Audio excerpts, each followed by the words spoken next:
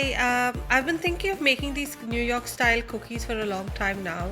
So I decided that since I'm baking some today, I'll make a short video on the same.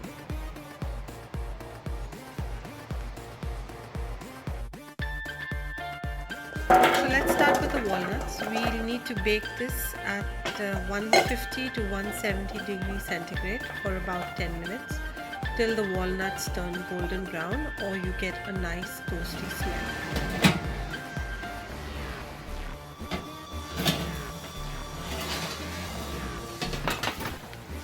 Once you take the walnuts out of the oven, let them cool down for a little while and then break them into bite-sized pieces.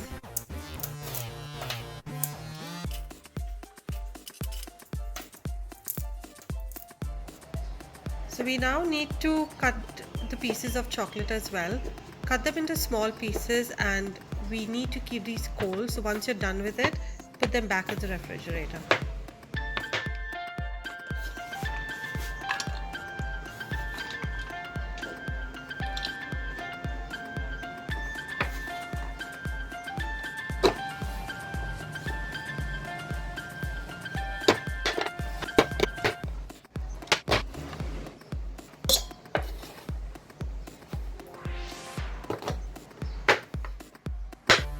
The taste of dark chocolate can sometimes be a little too much in a cookie, so I have used two. I've used dark and milk chocolate so that it balances out the taste.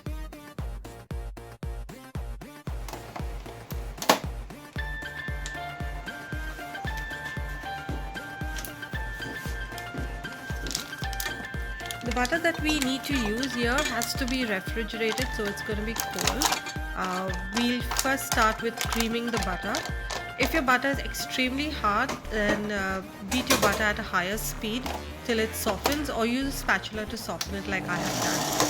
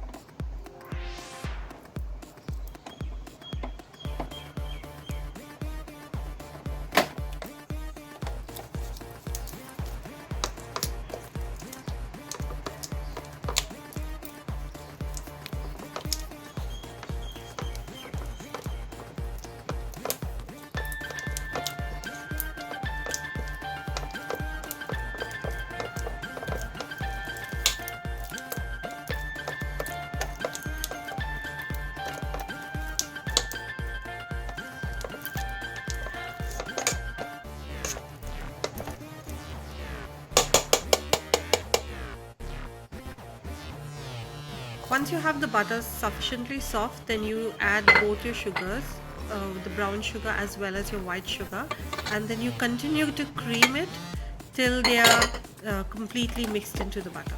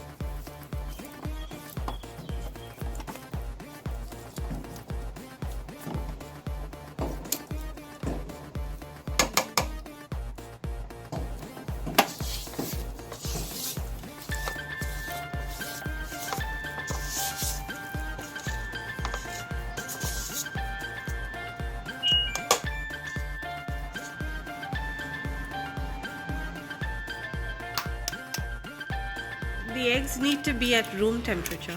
So you break both your eggs and whisk them before you add them into the butter. When you add the eggs into the butter, make sure you don't dump them all in together. Put them in 2 or 3 times so that you have enough time to incorporate the egg into the cream.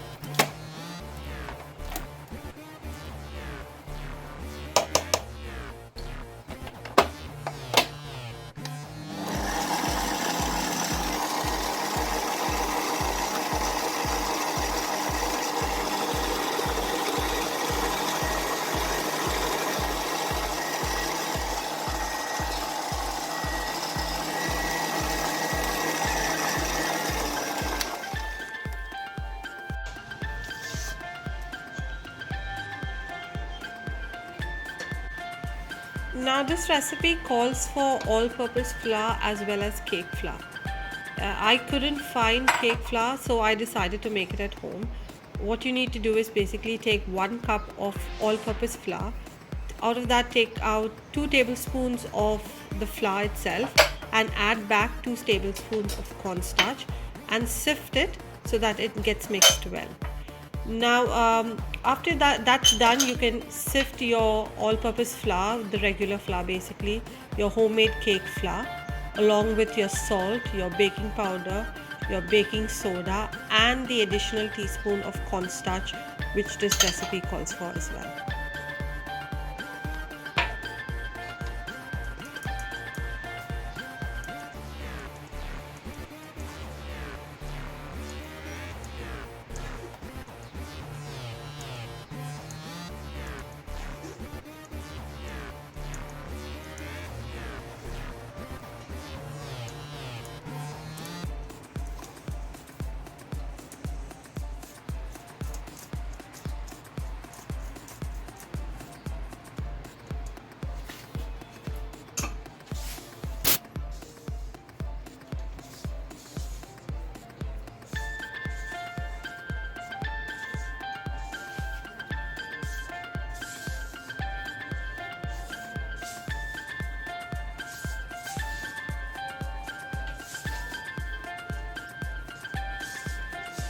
Once you have sifted the flour into the buttercream mixture, you then mix it with a spatula. Try not to over mix your batter.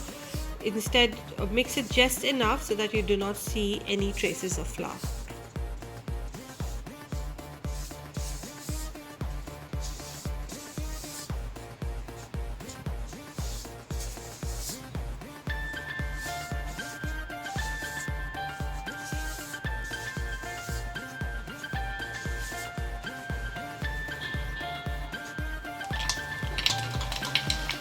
Now add in the chocolate, which was refrigerated, as well as the walnuts. You can put them in both together and continue mixing just enough so that they all mixed into the flour.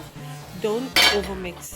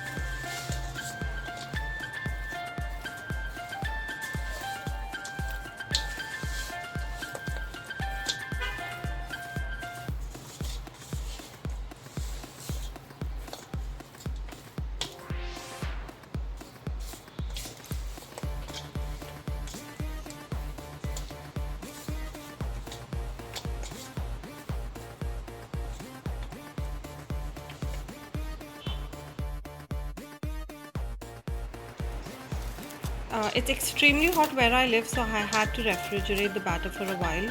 I covered it with some saran wrap and put it in the fridge for just about half an hour.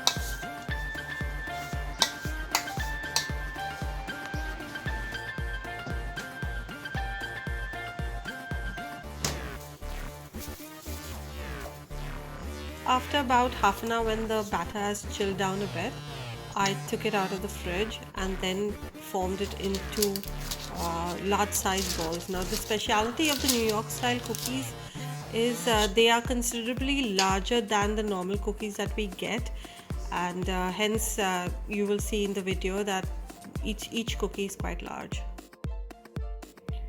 You basically can make the cookies however large you want to make them. You can use an ice cream scoop to gauge size of a cookie, or you could even weigh each one, which approximately would weigh around 90 grams per cookie for the recipe that I have used. After you have formed all your cookies, lay them on a baking sheet. You don't really need to worry about spacing them at this time, just enough space so they don't stick to each other. Freeze them for about an hour and then we will bake them. Now just before you take your cookies out of the freezer, do not forget to preheat your oven. You would need to preheat it at 200 degrees centigrade for around 10 minutes. Then once that's done, you take your cookies out, lay them on a baking sheet that you're going to use to bake. Do not forget to line your baking sheet as well. Space them out very well so that there's enough air circulating between each cookie, and then they can bake well. We will bake these cookies for around 13 to 14 minutes, but I would suggest that around the 10-minute mark to just have a quick check. Your cookie needs to be a brownish tan color around the edges, but also a little bit tan on the tops as well. Once that's done, you can take them out of the oven.